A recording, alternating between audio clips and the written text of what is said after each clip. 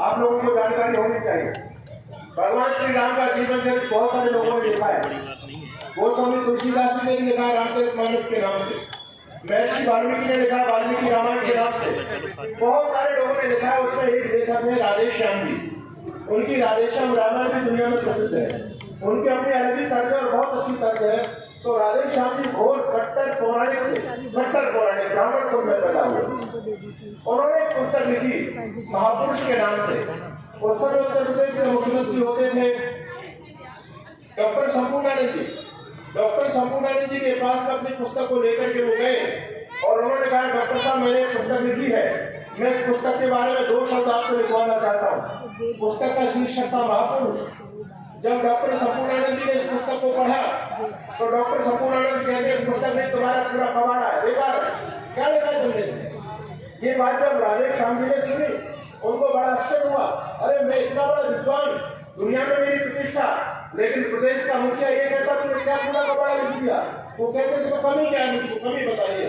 Doctor शंभूनानंद कहते हैं तुमने महापुरुषों के बारे में एक पुस्तक लिखी है, लेकिन दुनिया का सबसे बड़ा महापुरुष जिसने दुनिया को हिला करके रख दिया, उस महापुरुष का इस पुस्तक के अंदर नाम तक नहीं है। उन्होंने पूछा वो कौन सा महापुरुष है। डॉक्टर शंभूनानंद कहते हैं वो महापुरुष है ऋषि दयानंद सरस्वती। अरे तुम स्वामी दयानंद के बारे में लिखना भूल गए।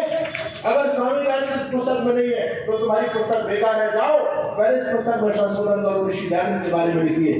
जब राधे श्याम जी को पता चला कि स्वामी दयानंद इतने बड़े ऋषि दयानंद के बारे में तो लोगों को पता प्राय है, लेकिन अपने दुराग्रहों के चलते ऋषि दयानंद का नाम लोग लेना नहीं चाहते, लेकिन उन्होंने ऋषि दयानंद के बारे में वास्तव में समझा। और मैं आपको बहुत बड़ी बात बताना चाहता हूँ। हमारे आज समाज के विद्वान हुए डॉक्टर प्यारीलाल शास्त्री जी बरेली की धरती से थे, बड़े शास्त्रार्थ मानसी थे और हमारे राधे श्याम जी की पोती थी और उनका पोता था। उनका दोनों का संबंध हो गया। पहले तो आर्य समाज को गालियां देते थे, लेकिन जब आर्य समाज के बारे में जाना तो उनको आर्य समाज की विशेषता का पता चला तो एक संबंध बनाना चाहा, पारिवारिक संबंध, रिश्तों का संबंध। राधे श्याम जी की पोती और आर्य समाज के विद्वान का पोता, दोनों का विवाह जब निर्धारित हुआ तो पौराणिक लोगों को पता चला अरे ये क्या हो रहा है, ये हमारा एक बहुत बड़ा पंडित अपनी बेटी को आर्य समाजी परिवार में दे रहा है, ये तो संभव ही नहीं हो सकता, हम इस विवाह को नहीं होने देंगे। उन लोगों ने काफी रोड़ा अटकाने का प्रयास किया। आखिर वो सब कुछ तय हो चुका था। अंतिम बार जब फैसला होने वाला था, जब शादी पक्की होने वाली थी, सगाई के लिए जब वर पक्ष के लोग आए हुए थे तो उस समय सारे पौराणिक पंडित मिलकर के पहुंच गए और उन्होंने कहा पंडित जी तुम्हारा दिमाग खराब हो गया, तुम अपनी कन्या किस परिवार में दे रहे हैं, ये आर्य समाज के लोग हैं, ये हिंदू नहीं है, जिनकी मान्यताएं अलग हैं और आप ऐसे परिवार में अपनी बेटी को भेज रहे हैं, हम ये विवाह नहीं होने देंगे, हम ब्राह्मण हैं, आपको ब्राह्मण कुल की लाज को रखना पड़ेगा। उस समय पंडित राधे श्याम जी कहते हैं क्या तुम वास्तव में सारे ब्राह्मण बैठे हो? कहते हैं हाँ हम सारे के सारे ब्राह्मण हैं। राधे श्याम जी बोले चलो अपना जनेऊ दिखाओ। जब जनेऊ दिखाने की बात आई तो बहुत सारे ब्राह्मणों के गले में तो जनेऊ भी नहीं था, लेकिन जिन जिन लोगों के पास में जनेऊ था उन्होंने अपना जनेऊ निकाला और ऐसे करके दिखाने लगे देखो पंडित जी ये रहा जनेऊ। तब पंडित राधे श्याम जी कहते हैं याद रखना ब्राह्मण लोगों, आज तुम्हारे गले में जो जनेऊ पड़ा हुआ है ना, ये आज समाज ऋषि दयानंद की कृपा।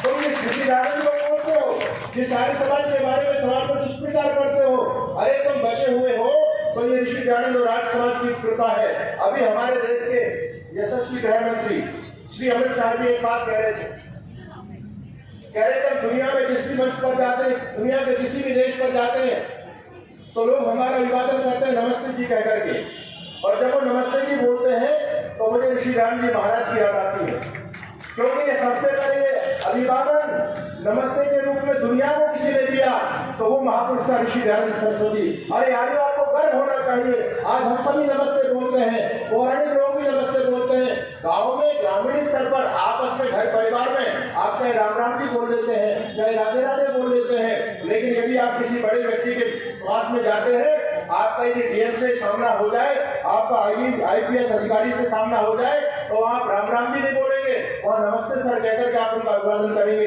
ये नमस्ते कहां से आ गई? इस नमस्ते को दुनिया को यदि किसी ने अभिवादन के रूप में दिया, एक वेद मंत्र के छोटे से अर्थ को, एक छोटी सी पंक्ति को विश्व पटल पर इतना बड़ा पहचान देने वाला, दुनिया को एक नया अभिवादन देने वाला और सबसे बड़ा लॉजिकल और साइंटिफिक अभिवादन देने वाला उस ऋषि का नाम था ऋषि दयानंद सरस्वती। जब हमारे देश में अमेरिका के राष्ट्रपति ट्रंप